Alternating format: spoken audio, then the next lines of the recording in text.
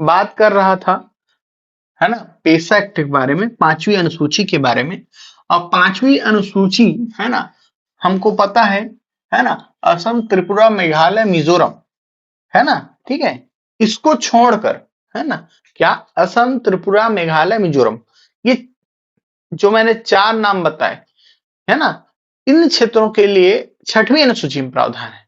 इसको छोड़कर भारत के अन्य राज्यों में, है ना, क्या, अनुसूचित क्षेत्रों की पहचान करना, है ना, ठीक है, और अनुसूचित क्षेत्र घोषित करना, ठीक है, तो इसके लिए पेसा एक्ट है। और पेसा एक्ट और आपका 5वीं अनुसूची के तहत क्या चलाया गया, एक कार्यक्रम चलाया गया, आदिवासी उपयोजना, है ना, क्या,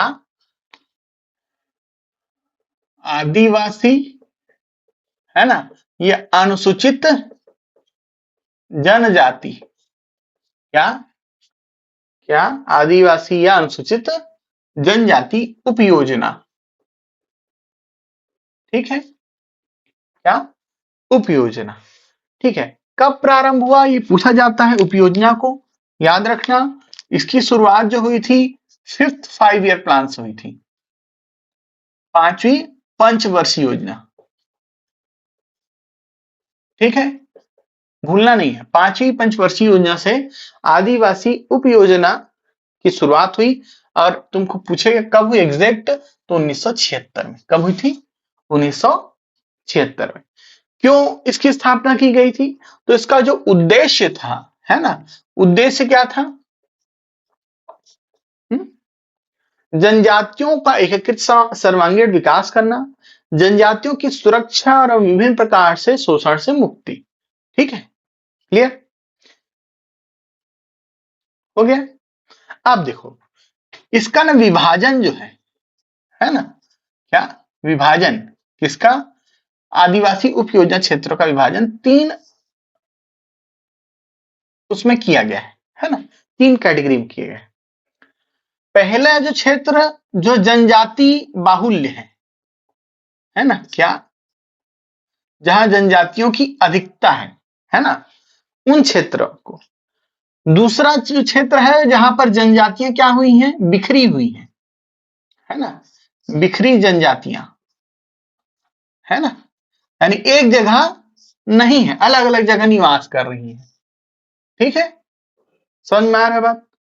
और तीसरा जो है वो है विशेष रूप से कमजोर जनजाति समूह, क्या, विशेष रूप से कमजोर जनजाति समूह, ठीक है। तो इस उपयोजना को 3 भागों में विभाजित किया गया है, ठीक है। अब देखो इसके लिए क्या किया गया है, तो देखो ये तो विभाजन हो गया, ठीक है, और इसके लिए ना, है ना, क्या किया गया है, 3 तरह के आयोजन किए गए हैं, है ना, आयोजना कितने तरह की है, 3, ठीक। कौन कौन सा, सबसे पहले है एकीकृत, एकीकृत, ठीक है, क्या है,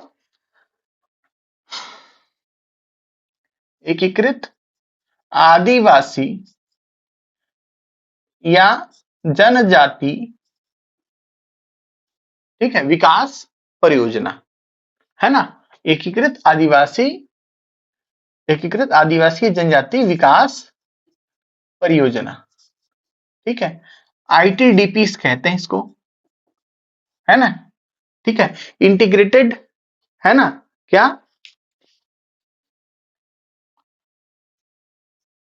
है ना, आईटीडीपीज, है ना, ठीक है, इंटीग्रेटेड ट्राइबल डेवलपमेंट प्लान, है ना, ठीक है। और इसका जो प्रमुख होता है सहायक परियोजना अधिकारी होता है, कौन होता है, सहायक परियोजना अधिकारी होता है इसका प्रमुख, ठीक है, याद रखना, एकीकृत आदिवासी विकास परियोजना का, ठीक है।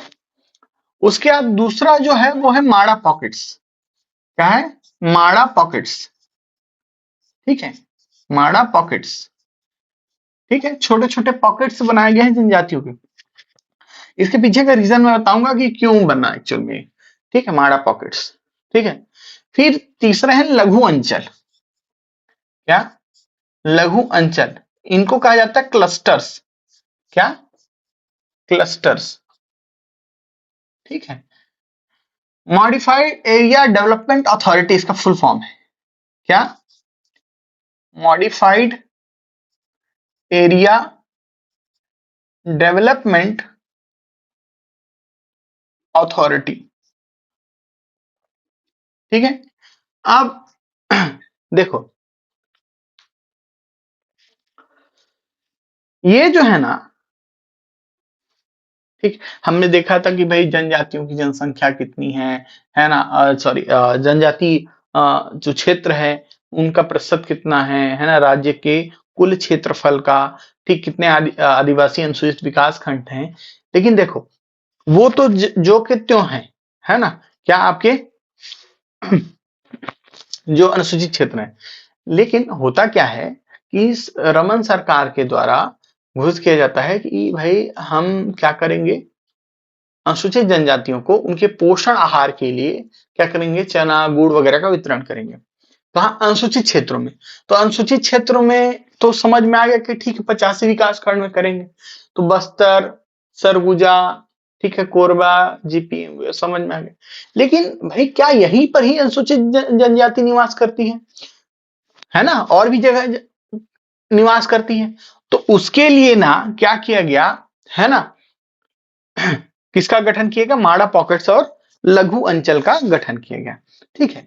तो देखो, तुमसे पूछेगा कि आईटीडीपी की संख्या कितनी है, तो देखो एकीकृत आदिवासी विकास परियोजना की संख्या 19, कितनी है, 19, ठीक है, कितनी है, 19 है। और माड़ा पॉकेट्स की संख्या कितनी है, 9, कितनी है, 9।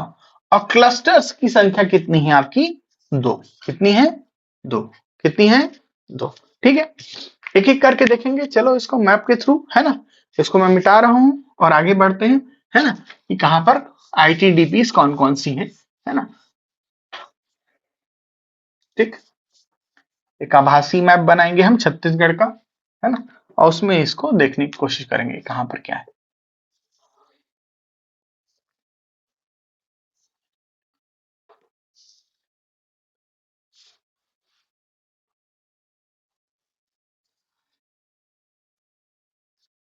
ये सरगुजा, ये बिलासपुर, ये आपका रायपुर, है ना, ठीक, ये दुर्ग और ये बस्तर, ठीक है। ये 5 संभाग आपको दिख रहे हैं, ठीक है। अब देखो, इसको ना संभागवार पढ़ोगे तो ज्यादा समझ में आएगा, ठीक है। सरगुजा संभाग में अभी मैं बात करूंगा आईटीडीपी की, है ना, एकीकृत आदिवासी विकास परियोजनाओं की, जिनकी संख्या कितनी है, 19 है, ठीक है। देखो, ये है सरगुजा संभाग, है ना। सरगुजा संभाग में कितने आईटीडीपी हैं, 4 है, कितने हैं, 4। कौन कौन से हैं, देखते जाए, तो देखो, देखते जाना, है ना, ठीक, इधर से इधर जाएंगे, है ना, ठीक है। सबसे पहले है आपका बैकुंठपुर, ठीक है, बैकुंठपुर, ठीक है। और बैकुंठपुर जो है, अब देखो, तुमको मैं पहले बता रहा हूं, है ना, ये पूरा आपका कोरिया जिला के लिए है, ठीक है। ये सूरजपुर हुआ, ये आपका बलरामपुर रावनुजगंज, ये सरगुजा या कोरबा, ठीक है। तो इस आपका एमसीबी और कोरिया, इन दोनों के लिए कौन सा है, बैकुंठपुर, क्या है, एकीकृत विकास परियोजना है, ठीक है। समझ में आ रहा है बात, इन दोनों के लिए, दोनों जिलों के लिए। फिर है आपका दूसरा जिला, कौन सा है, सूरजपुर, कौन सा है, सूरजपुर, ठीक है, हो गया। दूसरा कौन सा हुआ, सूरजपुर, ठीक। तीसरा, है ना, तीसरा जो है वो है कौन सा आपका, अंबिकापुर, कौन सा है, अंबिकापुर, ठीक, हो गया। और चौथा जो है वो है आपका जसपुर नगर, कौन सा है? जसपुर नगर। अच्छा एक और बोल रहा हूं, चौथा 4 हुआ, ये जसपुर नगर हुआ, और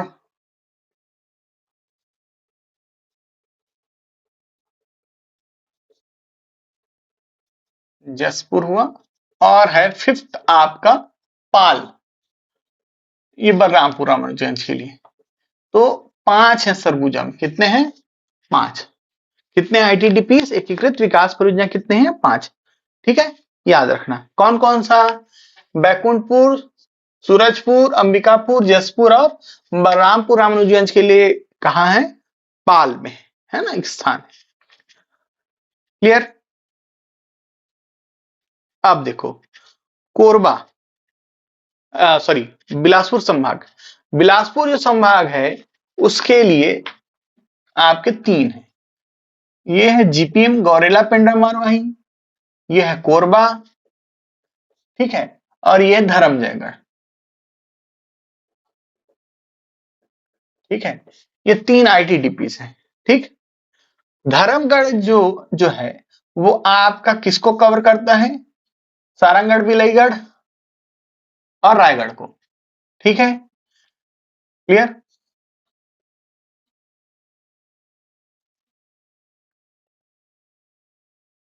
और आपका कोरबा पूरा कोरबा कवर करता है। ठीक है ना? और जीपीएम जो है ये आपके, है ना, बिलासपुर और मुंगेली ये दोनों को कवर करता है ना, ये ध्यान रखना। ठीक, समझ में आ रहा बात? तो ये इसको भी कवर करेगा, इसको भी कवर करेगा, ये इसको कवर करेगा, बैकुंठपुर ये दोनों कवर करेगा। ठीक है, समझ में आ रहा बात? फिर आगे बढ़े। अब देखो इसके बाद पहुंचते हैं अपन दुर्ग संभाग। दुर्ग ये हो गया ना, कितना हो गया बिलासपुर संभाग में? 3 है। बीएसपी में कितने हैं? 3 है। याद रखते जाना कौन कौन सा? गौरेला पिंडा मारवाही, कोरबा और धर्मजयगढ़। ठीक है, फिर आप पहुंचते हैं कौन सा? दुर्ग संभाग। दुर्ग संभाग में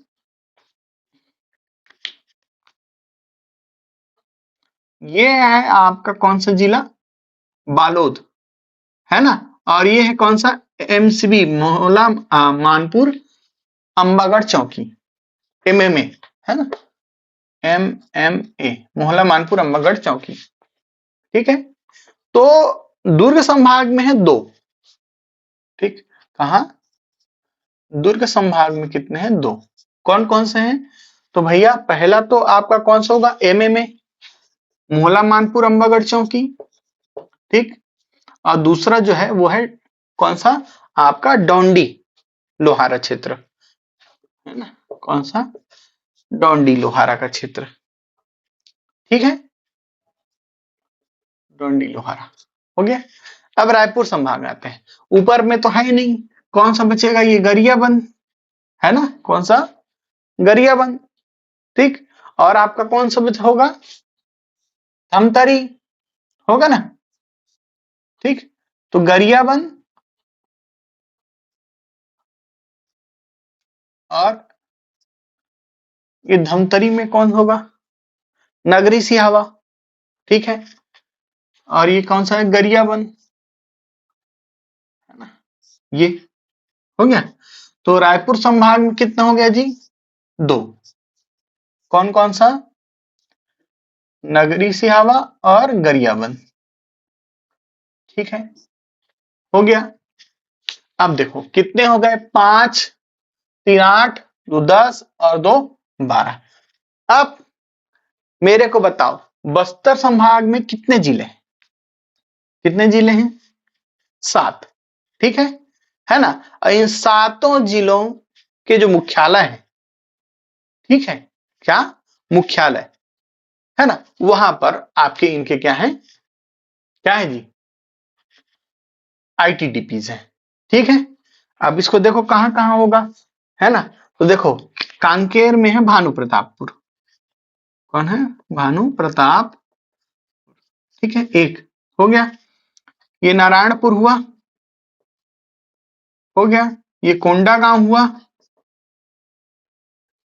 ठीक, ये जगदलपुर हुआ, ठीक, ये बीजापुर हुआ, और ये क्या हुआ, कोंटा सुकमा में, ठीक। कितने हो गए? और ये आपका दंतेवाड़ा बीच में, ठीक, 7 हो गया, हो गया। तो जब भी अगर जनजाति की बात आती है और खासकर कहाँ बात आती है, रायपुर में, तो आपका सिहावा नगरी, धमतरी में क्षेत्र, जंगली क्षेत्र, और गरियाबंद, मैनपुर, छुरा, है ना, ठीक है, गरियाबंद, है ना, ये विकास खंड क्या है, आदिवासी विकास खंड है ना। और कौन सा, मोहला, मानपुर, अम्बागढ़ चौकी आपका दुर्ग संभाग में, और डोंडी लोहारा का क्षेत्र, है ना, हो गया, ठीक।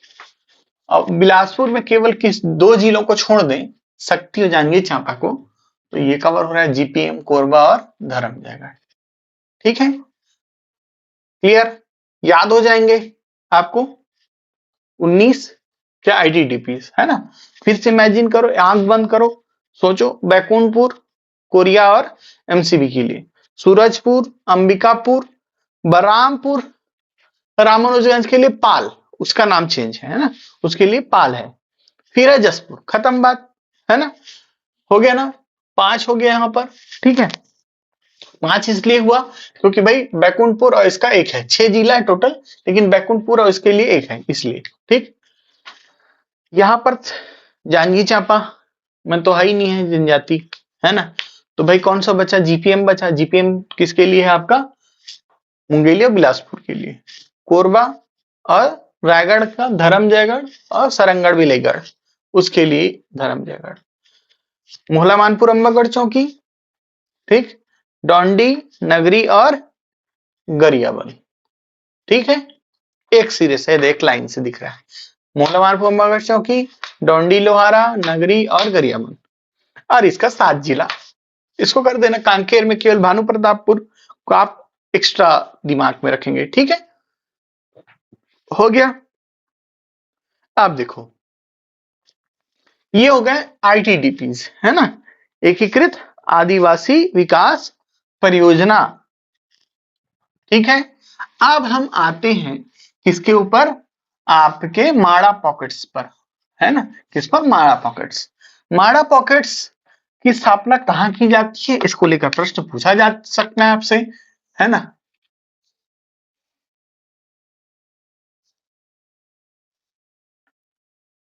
ठीक है, माड़ा, माड़ा पॉकेट्स, माड़ा पॉकेट्स उन क्षेत्रों में या एक से अधिक राजस्व ग्रामों को मिलाकर चिन्हित किया जाता है ना, किसको, माड़ा को, है ना, एक से अधिक ऐसे राजस्व ग्रामों को मिलाकर चिन्हित किया जाता है ना, ठीक है, किसको, राजस्व ग्राम, ठीक, एक से अधिक, ठीक है, एक से अधिक राजस्व ग्राम को मिलाएंगे जहां पर क्या हो, 10,000 से क्या हो जनसंख्या,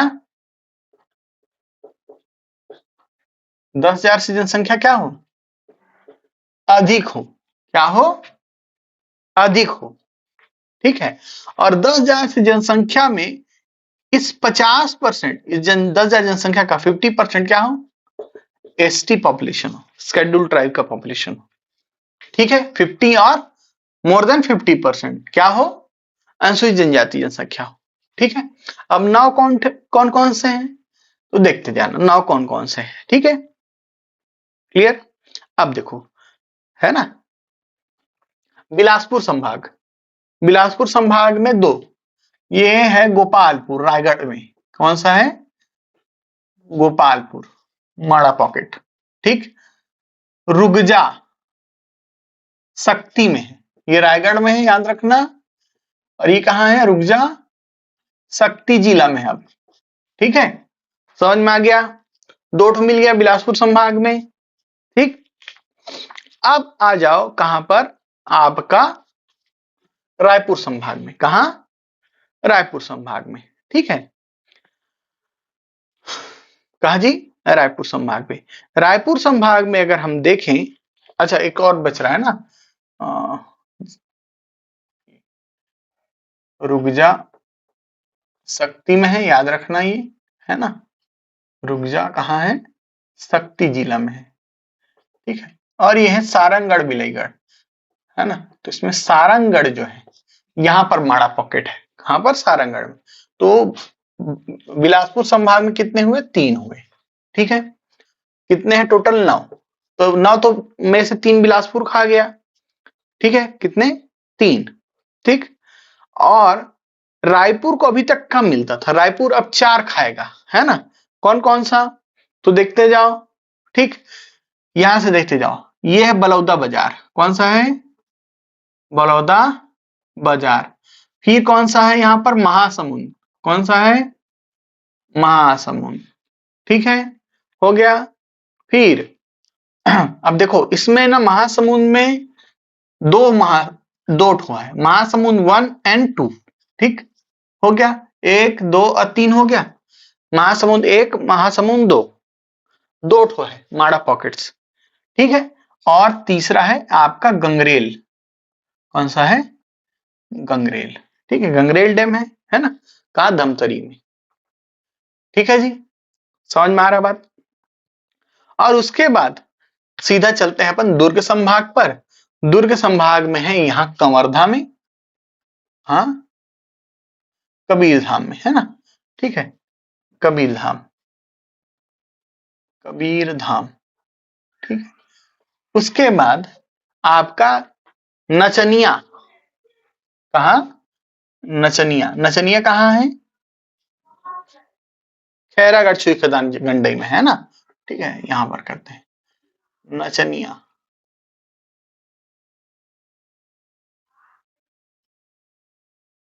KCG, ठीक है।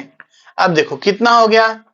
3 ये ले लिया, 4 ये ले लिया, 4 3 7 और 8 1 9। कितने हो गए? 9 हो गए, ठीक है। अब इसमें याद रखना, इसमें थोड़ा सा और एक्स्ट्रा जाएगा ना, तो मैं सर्वाधिक वाला भी बता देता हूं, माड़ा पॉकेट्स वाला, है ना। सर्वाधिक ग्राम जिस माड़ा पॉकेट में है वो है आपका कौन सा? कौन सा है जी? कबीरधाम,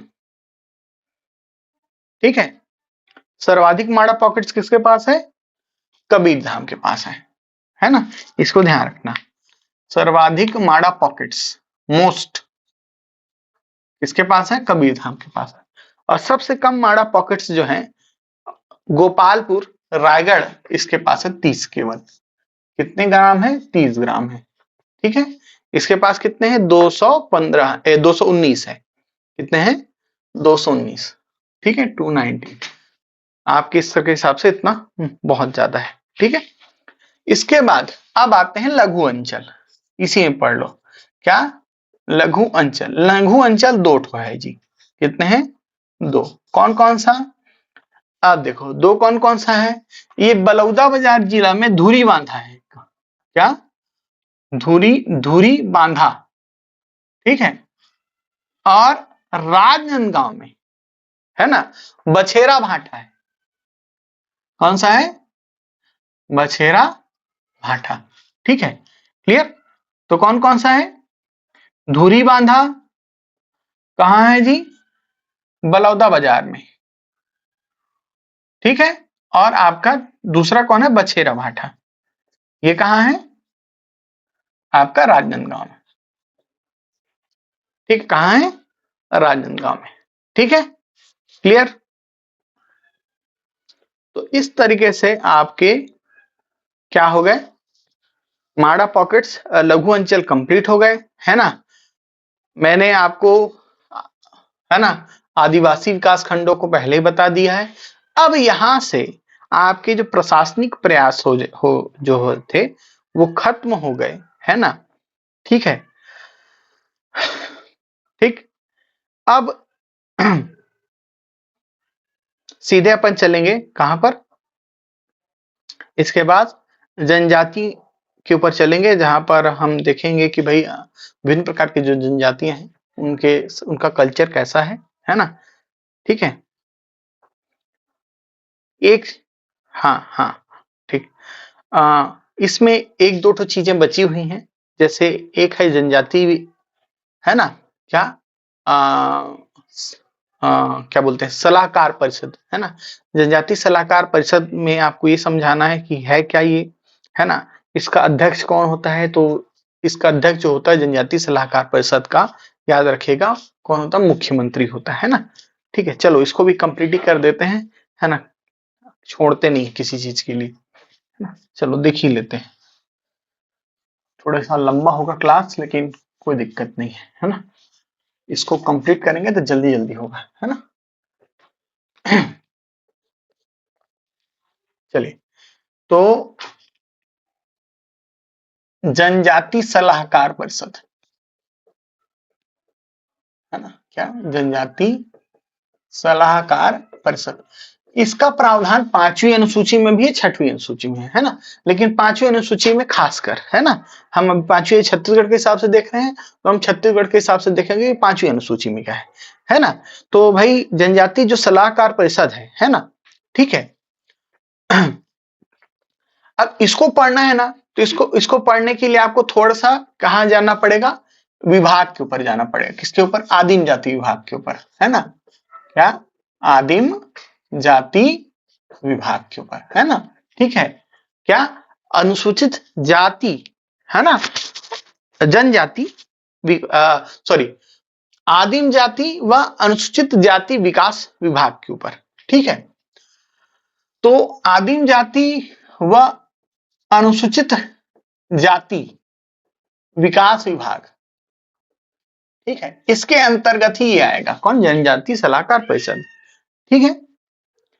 अब देखो, अनुच्छेद 46 के तहत, है ना, क्या, अनुच्छेद 46 के तहत जो अनुसूचित जाति, अनुसूचित जनजाति व अन्य दुर्बल जो वर्ग के, है ना, लोग हैं, उनकी शिक्षा अर्थ संबंधी हितों की अभिवृद्धि के लिए, है ना, क्या, संविधान के 244, अनुच्छेद 244 और 275 एक में विविध दायित्वों के निर्वहन के लिए, है ना, संविधान के अनुच्छेद 164 के अंतर्गत विविध प्रावधानों के अनुरूप छत्तीसगढ़ राज्य में आदिम जाति अनुसूचित जनजाति विभाग, अनुसूचित जाति विभाग का गठन किया गया है।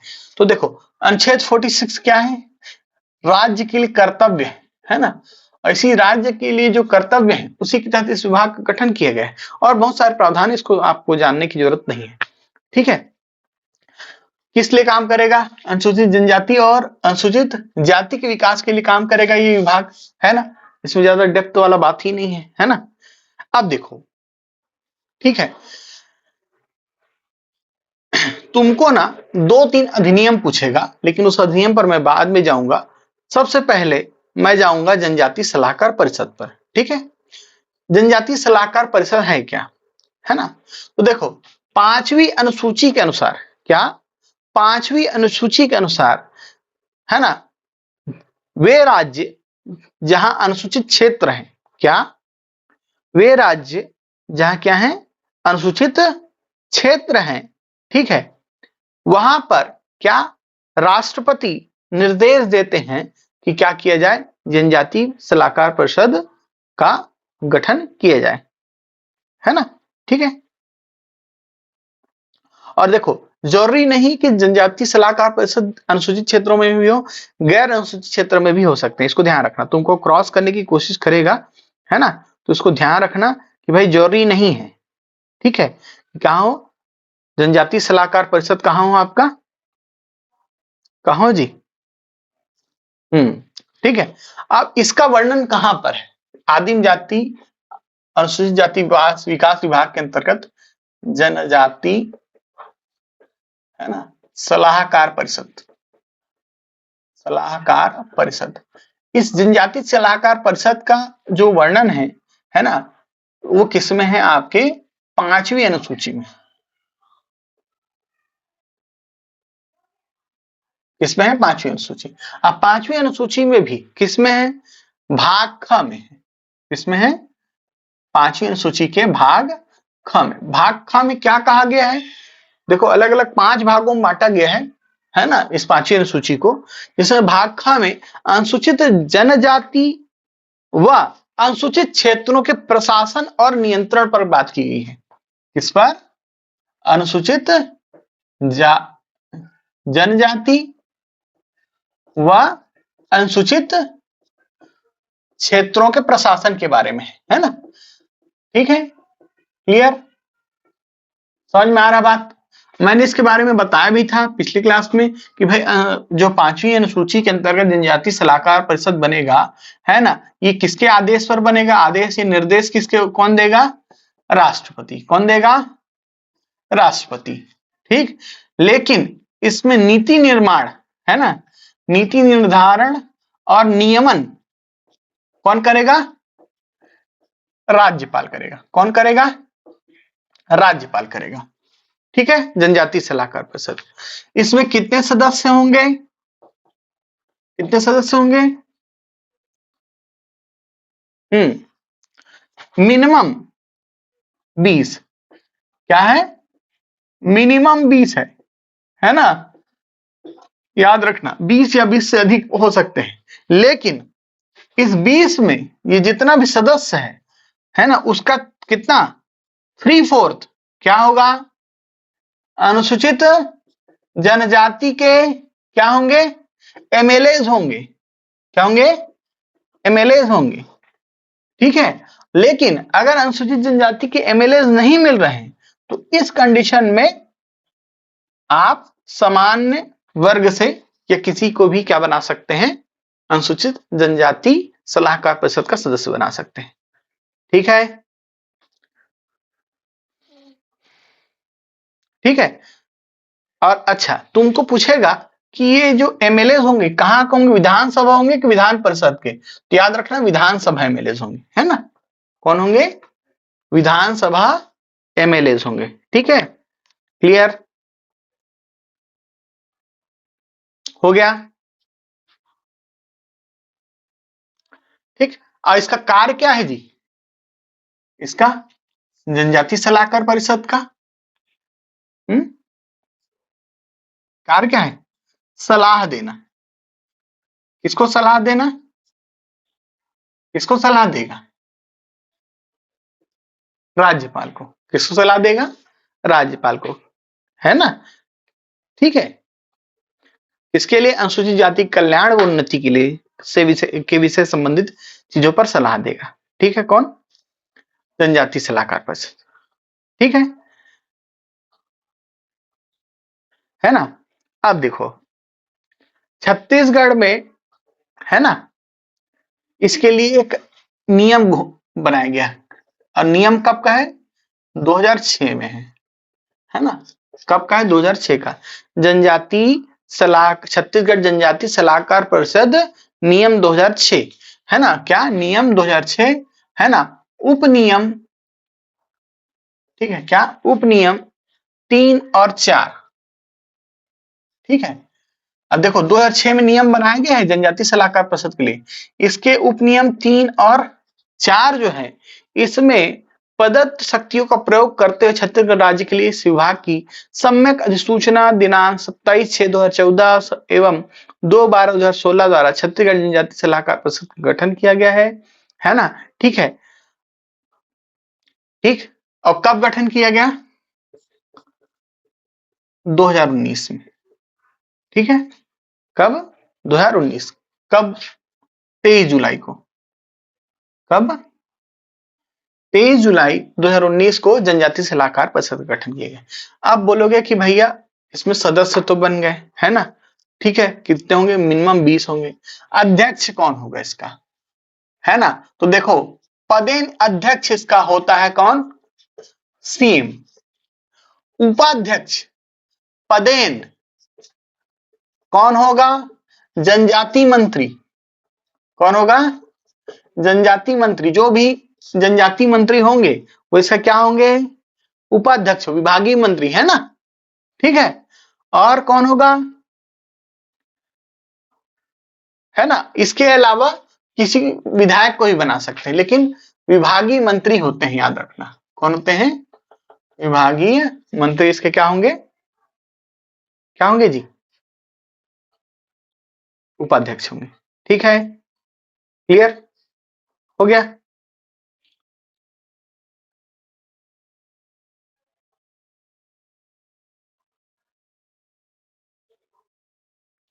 अच्छा, अगर इसमें एक क्वेश्चन पूछ दिया जाए, थोड़ा सा घुमा दिया जाए कि बताओ अगर कोई विधायक है ना, विधानसभा का वो सदस्य है इसका, है ना, तो अगर विधायकी चली जाती है उसकी, है ना, तो क्या वो उसका सदस्य बना रहेगा? और बना रहेगा तो कब तक?